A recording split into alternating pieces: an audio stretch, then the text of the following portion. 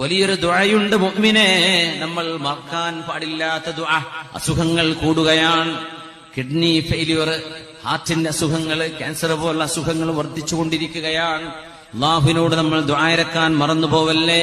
മിൻ അഅ്ളമിൽ അദ്ഇയ, ദുആകളിൽ ഏറ്റവും ശ്രേഷ്ഠമായ ദുആകളിൽ ഒന്നുണ്ട്.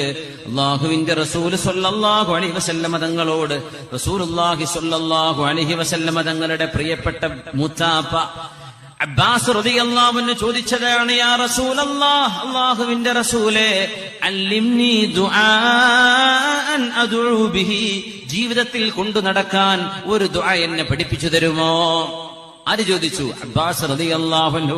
അതിന് നബി തങ്ങൾ കൊടുത്ത മറുപടിയാണ്, അബ്ബാസ് എന്നവരോട് ഖുൽ പറയണം, അല്ലാഹുമ്മ ഇന്നി അസ്അലുകൽ അഫ്വ വൽ ആഫിയ, അല്ലാഹുവേ മാപ്പ് തരണേ, അല്ലാഹുവേ ആരോഗ്യം തരണേ.